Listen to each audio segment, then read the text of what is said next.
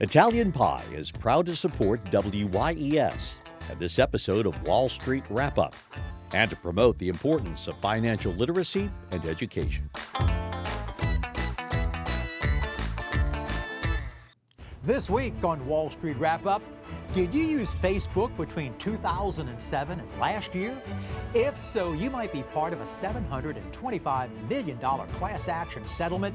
We'll tell you why it pays to watch this show. Fox News settled their lawsuit, but it's going to cost them. The payout to Dominion will be just under $790 million. Ouch.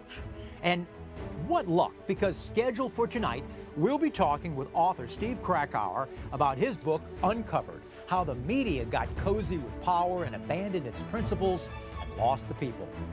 Like Vince Lombardi used to say, between luck and skill, I'll take luck any day. I'm Andre Laborde. We've got these stories and more. It's Friday, and it's time for Wall Street Wrap Up.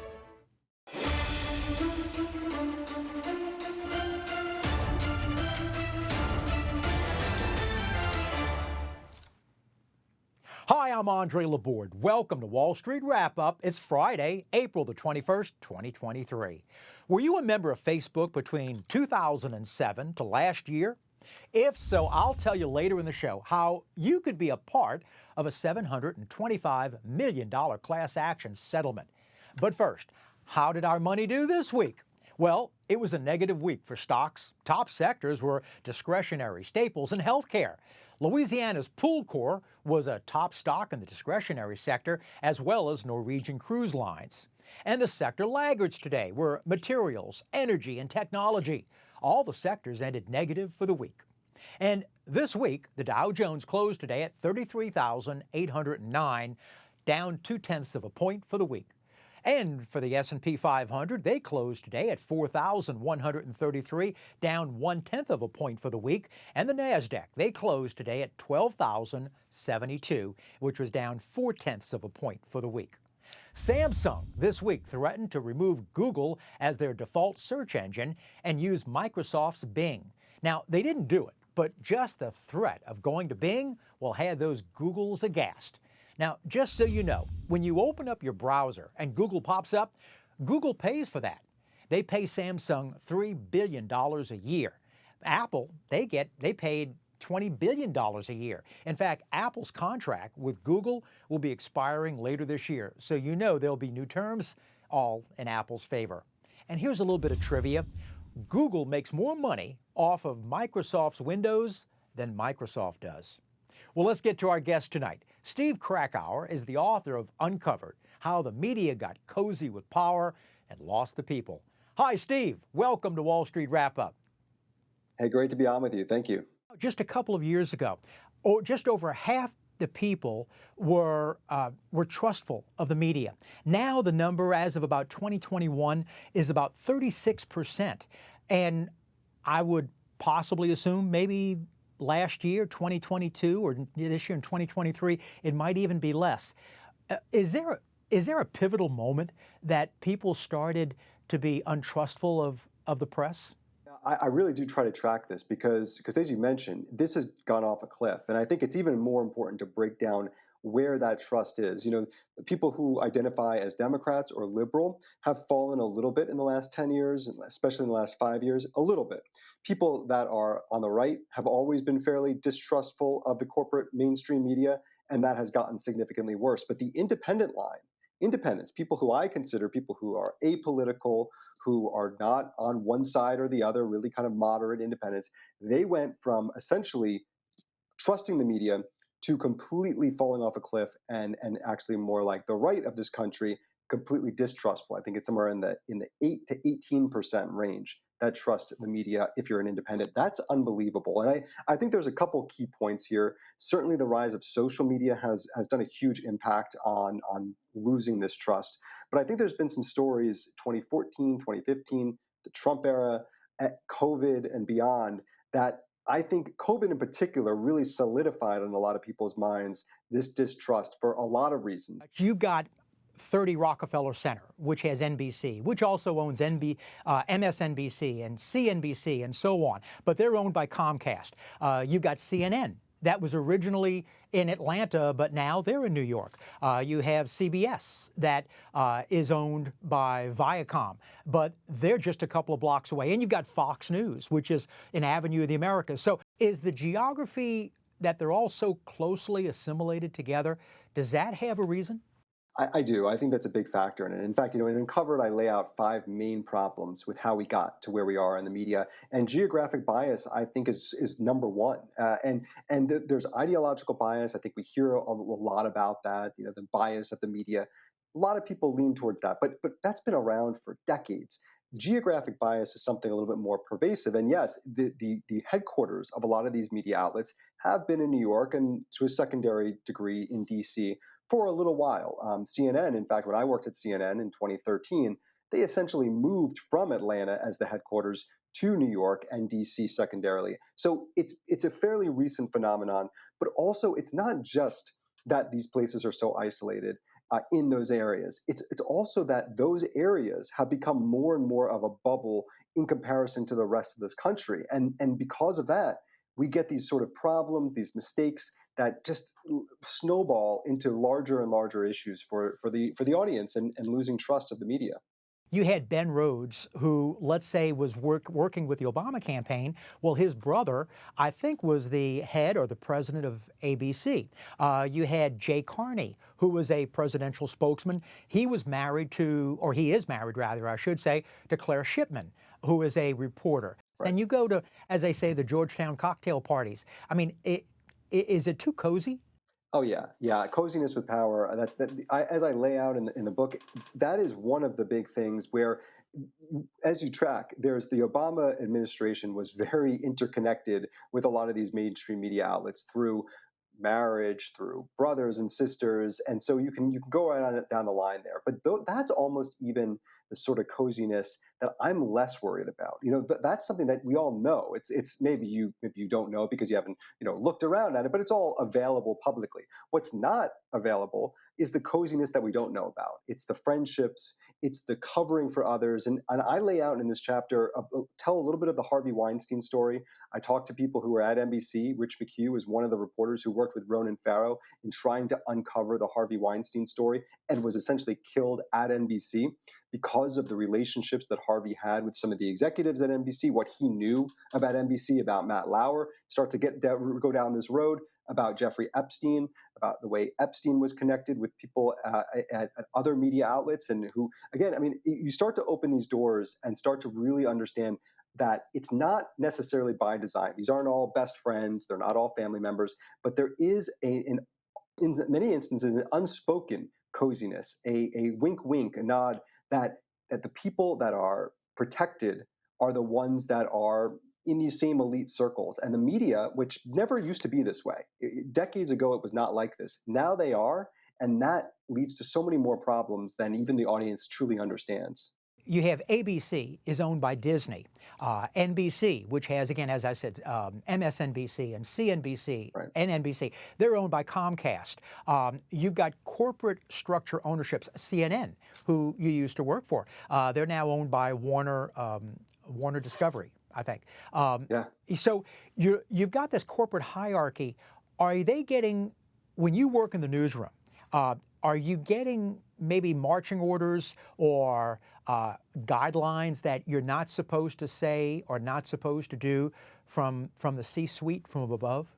Yeah, I think that it's a little bit more subtle than that. I would say that yes, as you mentioned, these were large media companies to begin with, but now these are larger media companies owned by even larger corporate media behemoths that have all of these other interconnected parts. CNN is associated with TNT and TBS and HBO and now Discovery, and it's like you start going down the line, and there's all of these conflicts of interest, and they don't necessarily impede in the day to day of how a news organization might cover a story.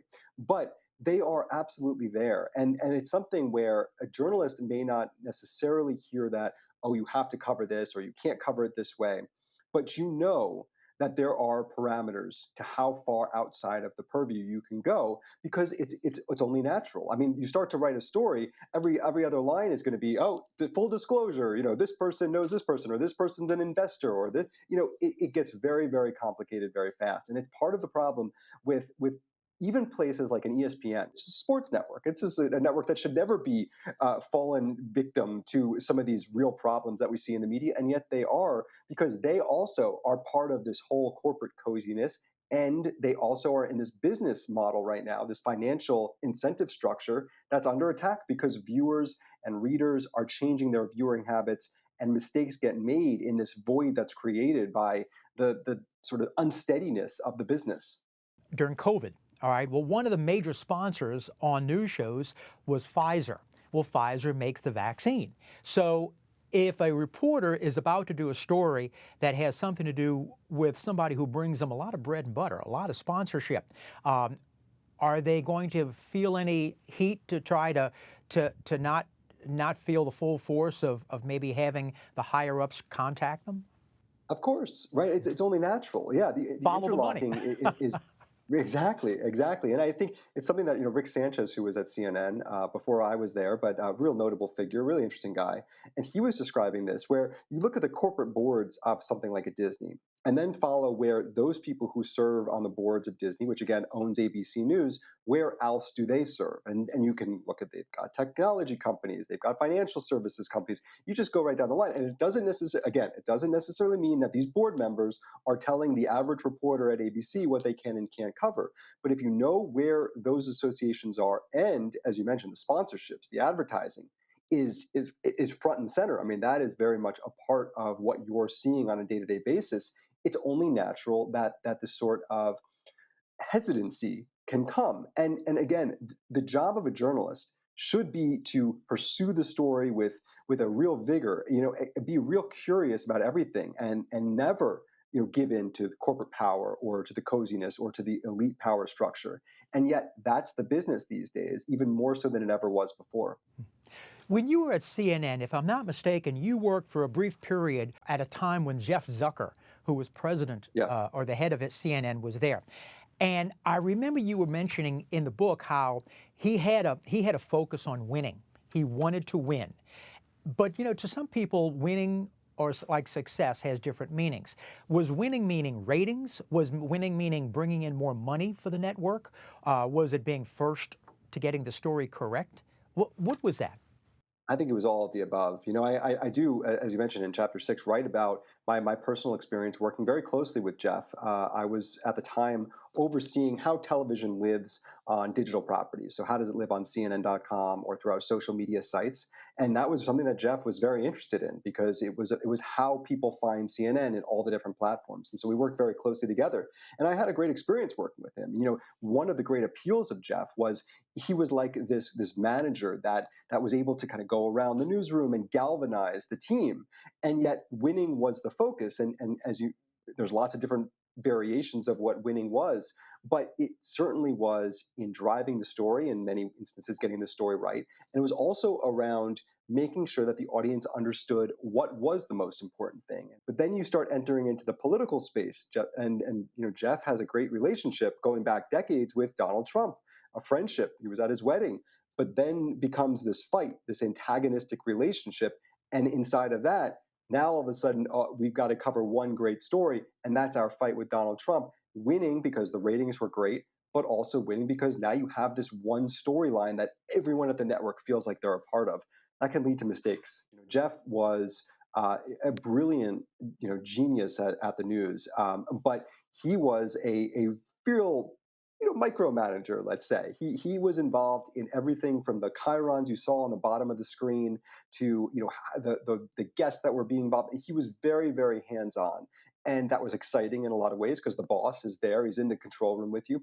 But if there was a big, massive effort, like there was during those Trump years, Jeff was at the helm of that. And I think that, in many ways it gave CNN an identity. It was their identity during those years. But in other ways, they tried to have it both ways, like the New York Times, like the Washington Post. How do you insert some level of subjectivity and opinion while also maintaining this veil of objectivity, which I think became obvious to the audience was not really there? Yeah, I don't know if you were there at that time when Chris Cuomo was doing the evening primetime. He would have his brother Andrew on quite a bit. And then later, that Jeff Zucker fired Chris Cuomo. Well, there was a lot of things that Chris Cuomo knew about Jeff Zucker that he later, through lawsuits, exposed, such as Jeff Zucker was having a relationship with, I think, CNN's head of marketing, Allison Gollust, I think. Gollust, yeah. Gollust. But also, which was, to me, just as important, if not more so, was that Allison Gollust and maybe Jeff Zucker were steering Chris Cuomo to have more interactions with his brother, Andrew. So, he first fired him for doing it, but then it turned out that he was also behind the scenes pushing it, or Allison was.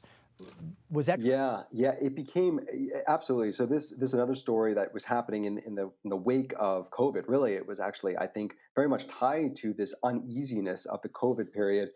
Chris got COVID, one of the first people, really the first prominent figures to come down with COVID, and he started broadcasting his show from the basement of his house. And it was compelling television. And then he had on his brother, Andrew Cuomo, who at the time was seen as really the face of doing COVID right in New York.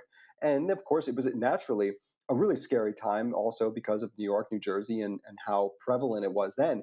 But it wasn't what Chris really ultimately got fired for was the way it became clear that he was involved in helping craft the message for what came later with Governor Andrew Cuomo, which is the sexual harassment and misconduct claims, and that Chris was behind the scenes sort of serving as advisor to his brother. That's a huge no-no. But before that, as we now found thanks to Chris and what he put out about his bosses, yeah, Jeff Zucker, Allison Gollust, and others were involved in figuring out what time should Andrew Cuomo be doing his press conference, that we can coordinate on when we should air it on CNN. I mean, this is a huge mess, and that it just goes to show that when the guardrails are off, these bad decisions start getting made, and they just start getting exacerbated. Do you feel that Jeff Zucker was the reason for the guardrails being off? It's hard to say because, look, it goes beyond CNN. This was happening in newsrooms across the country, and I shouldn't say across the country, across the dial, let's say. I mean, it was all New York and D.C. for the most part, based journalism. I look at like the Washington Post and their decision to say democracy dies in darkness. This was started during the Trump years, the decision to begin this count of thousands of mistruths that Donald Trump said. And then, of course, once Donald Trump leaves office, they shut that project down and no longer are tracking how many mistruths are coming out of Joe Biden's mouth. No, I think it was more pervasive than that. I think it became a mission that was for networks, for newspapers, that this was so important, this existential threat that they're fighting with to save democracy, which I think was ridiculous, but that's what they believed. I think that they started to go into people's brains in these newsrooms. They have so many different types of media. Now, at one time, you had three networks: ABC, NBC, CBS. So it was divided in those three of the televised media. Today, you've got so much more, and now you're throwing in social media with that. You're throwing in Twitter. So the audience is dropping on all of these types of platforms, which would I assume correctly to say that also means that the ad dollars are also decreasing as well? Yeah, 100%. I mean, this is one of the big problems, I think, that leads to more problems is the way that the financial structure of the media has changed. It no longer, when you had three networks, ABC, NBC, CBS, you were trying to reach the broadest number of people possible because to be successful, you needed to have broad swaths of America come in. Yes, you still would like a giant audience, but you've got to be realistic. At this point, your audience is declining. Viewing habits are changing. They've got so much more choice now thanks to independent media. And so you end up grabbing on to the lowest hanging fruit and making sure that at least don't alienate those people, right? Well, that also leads to journalistic decisions that get made to keep your audience, the ones that will love you, keep them safe, keep them happy. And then, if you lose some of the people on the margins, well, that's not so bad. Just this week, Steve, Fox News settled for, I want to say it was $787 million. And right. I think they felt like they got away pretty good because they didn't have to go, no one had to go on the stand. And so they walked away with that. And just what you were saying where the whole purpose with this was against Dominion from the 2020 presidential election.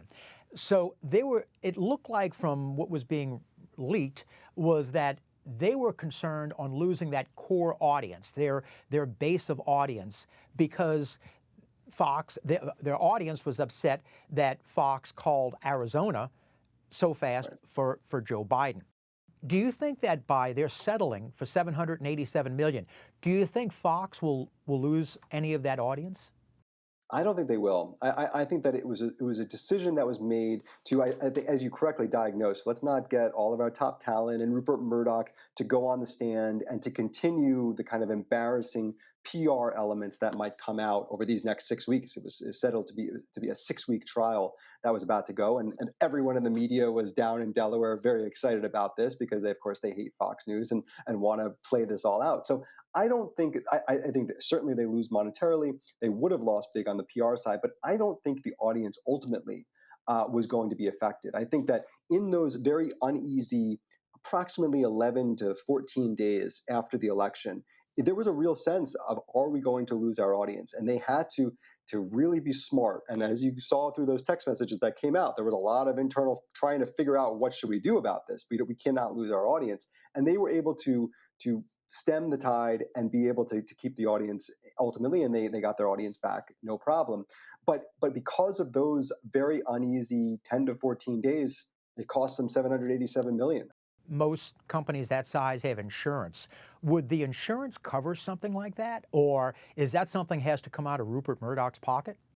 I don't know. I think that it's going to ultimately have to come out of Rupert's pocket at some point. And it's lucky for him. $787 million is nothing like what it might be for you or I. Yeah, they'll be all right in the end. Fox makes a massive amount of money compared to even some of their other competitors in the media. Steve, what about artificial intelligence? We're hearing so much more about that.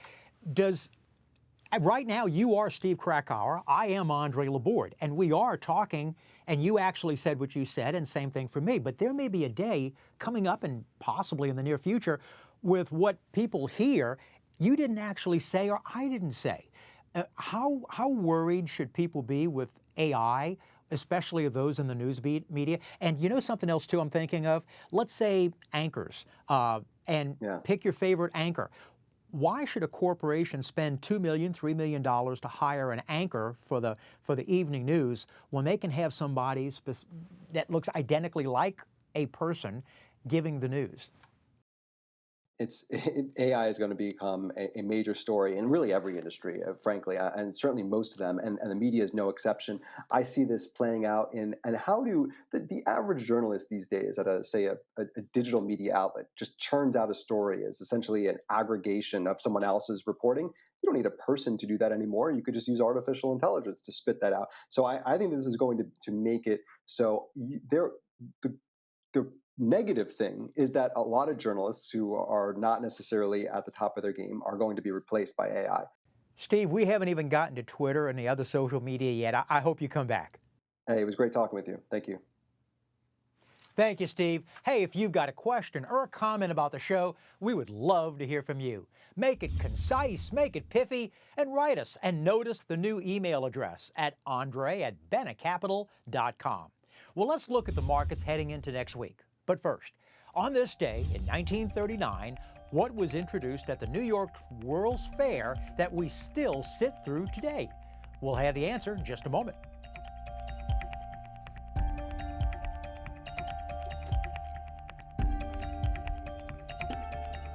Well, on this day in 1939, what was introduced at the New York's World's Fair that we still sit through today?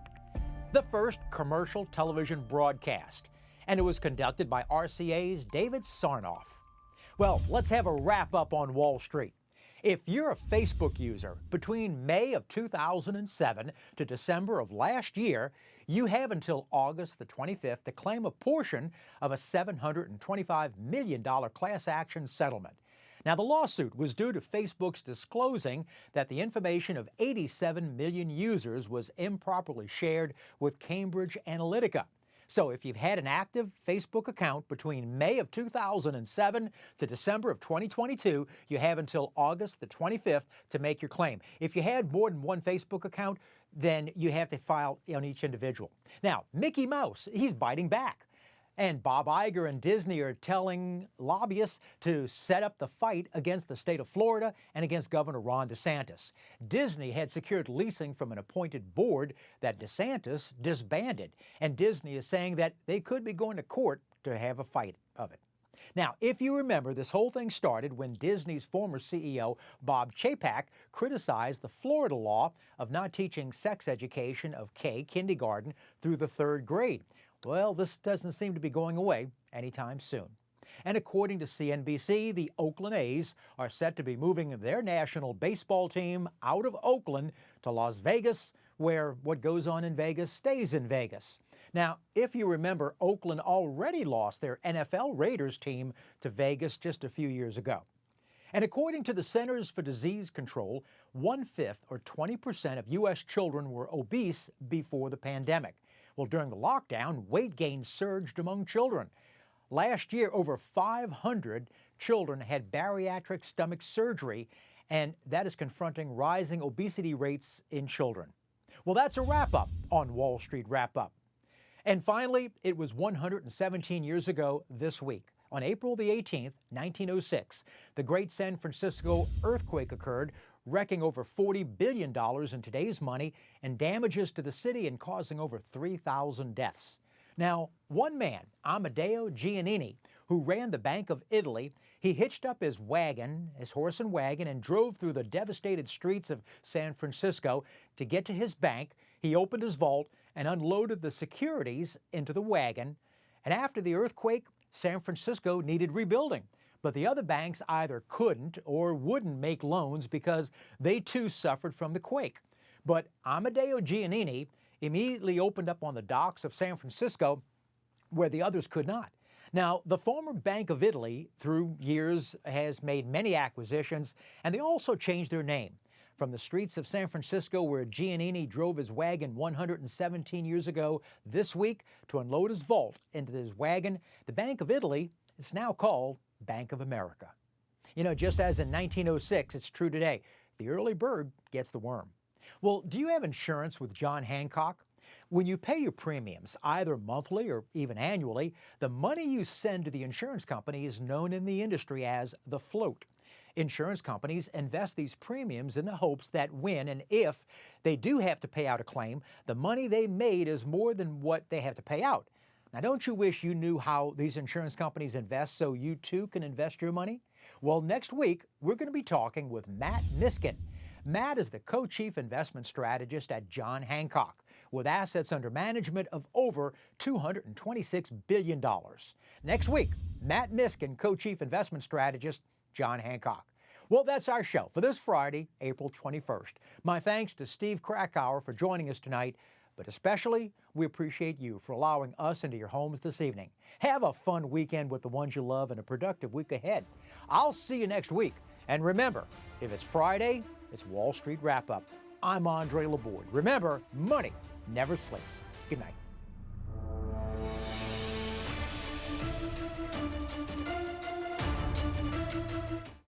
Italian Pie is proud to support WYES and this episode of Wall Street Wrap-Up, and to promote the importance of financial literacy and education.